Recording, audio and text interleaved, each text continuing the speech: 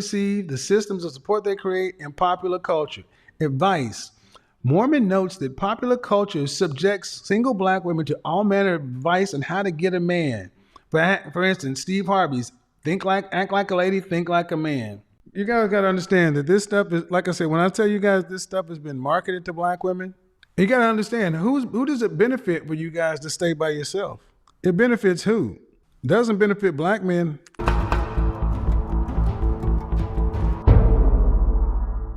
In this video, we're going to be breaking down the two most important archetypes behind those messages.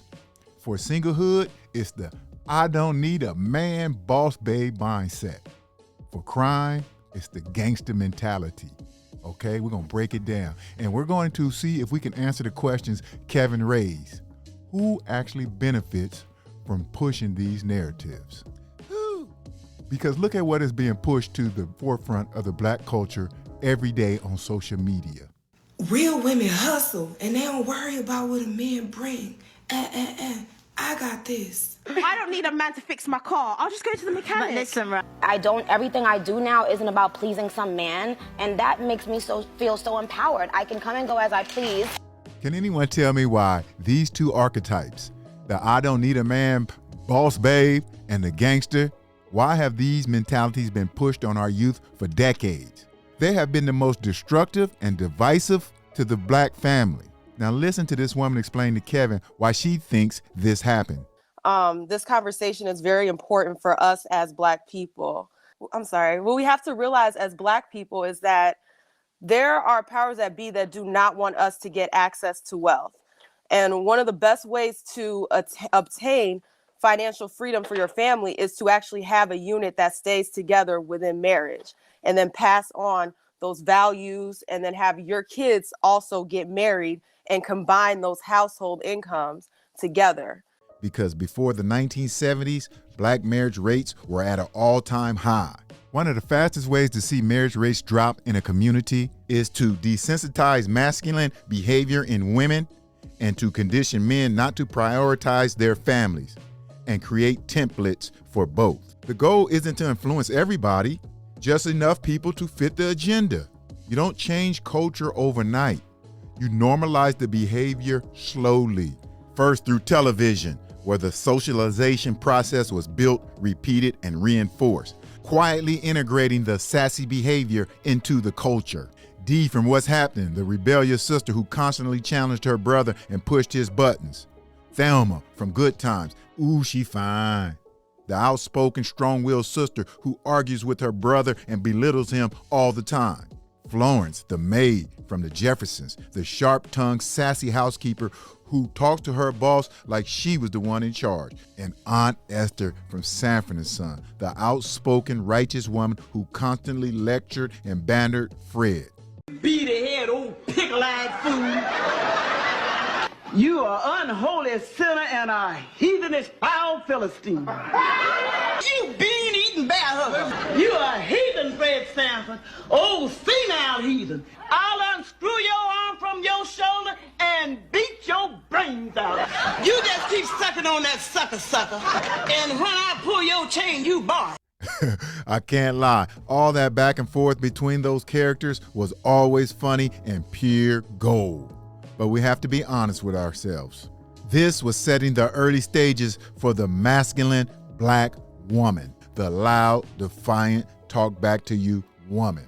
And this isn't blaming the actresses. Most of those shows had white writers. That behavior was written on purpose. Yo, man got game like a motherfucker. True indeed. And we know it was a stereotype because most black women did not act like that. Because most women knew masculine women ended up by themselves. Now watch Kevin explain what they don't tell these boss babes. At 55, you'll be alone with a dog and your middling career and your arthritis and your diabetes. No, they don't show that. They don't show the things I show. The woman who is 53 years old, who lived with her mother and her grandmother, who had 2 degrees, and said she was 2 weeks from being homeless. See, this is one result, chasing that bag. And another is they so blinded by the chase, they don't even realize they become masculine. I'm gonna let this young woman explain how easy it is for a woman to be masculine. If you always yelling, cussing, talking ghetto, or using controlling words, that's being masculine. If when he speaks, you're always interrupting him, trying to talk over him, or trying to control the conversation, that's being masculine. If he's trying to give you advice or give you constructive criticism or maybe give you an opinion on something and you're being dismissive or minimizing his perspective, that's being masculine. She forgot to add tattoos on the forearm like a gangbanger, and that is masculine too. For sure.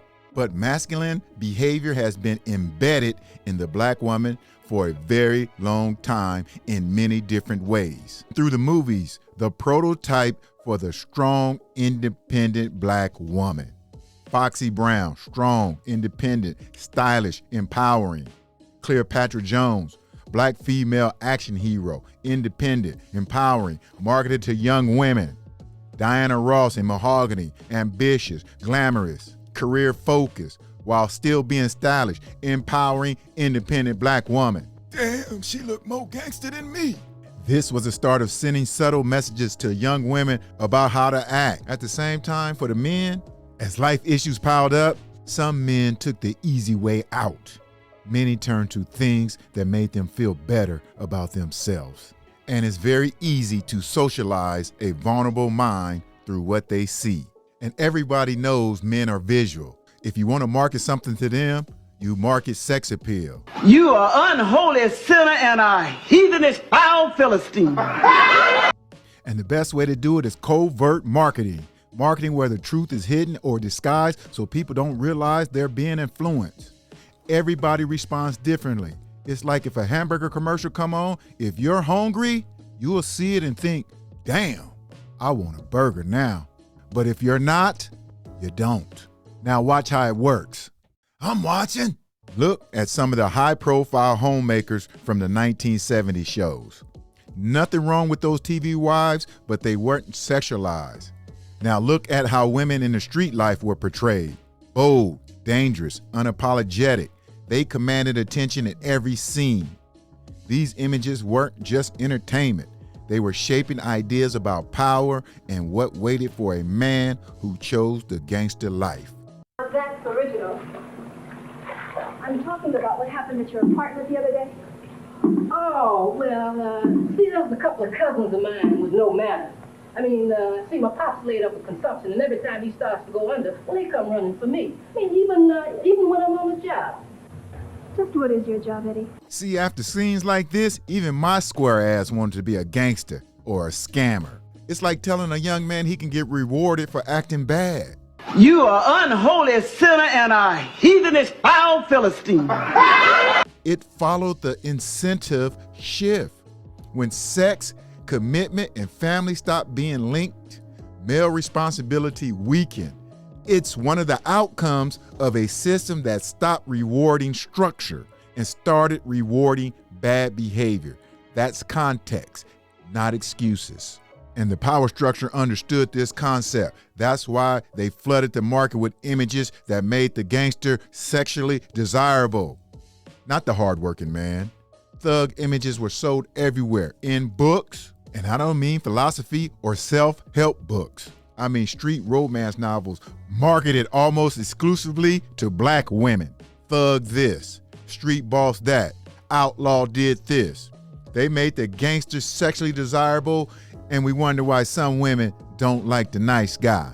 Damn shame. You've seen some of the finest women in R&B and rap singing or rapping about it. MC Lyte saying she needed a roughneck.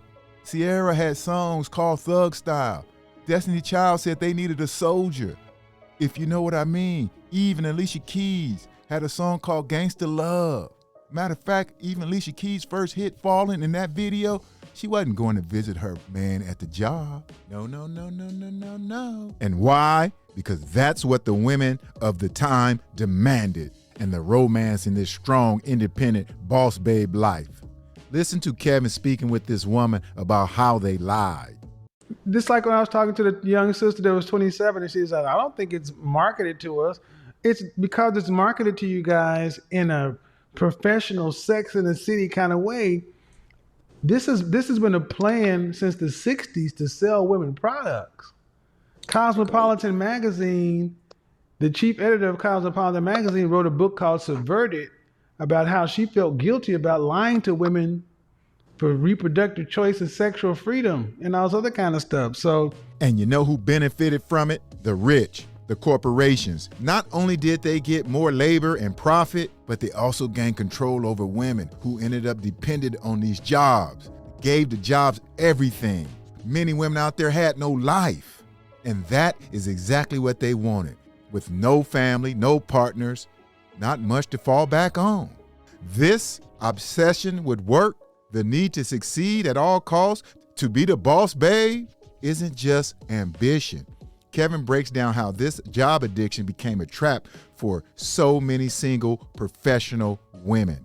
I'm gonna tell you right now, I sit down with more college-educated black women who know, who will talk about wanting to be married, who will talk about wanting wealth and legacy and generational wealth. They're attractive, they're fit, that is, but when it comes down to it, it's that damn job and the inability to break their job addiction. They don't want to really trust anybody other than themselves. And Kevin's point is clear. Even the most accomplished women were caught up in a cycle they couldn't step away from. Their drive became a trap. And the gangster was trapped too. The gangster was addicted to the street life. Why you think they made movies like this? New Jack City, Paid in Full, Scarface. The list goes on and on. You think they did that to feed your desire for violent street crime? No. They wanted to make sure the two prototypes they created were fully established and became the normal for being authentic black. The strong, independent boss babe and the gangster. If you didn't fit one of those roles, you weren't considered real. You wasn't a real black woman or a black man, or as they say today, a real Nigga. They flooded the market with this gangster image as the symbol of manhood so much that some of us accepted it as a lifestyle. That's crazy. But there was a plan behind their method. By the time we realized the cost, it was too late. There is a war on manhood. There's a war on manhood and masculinity. Broke it down to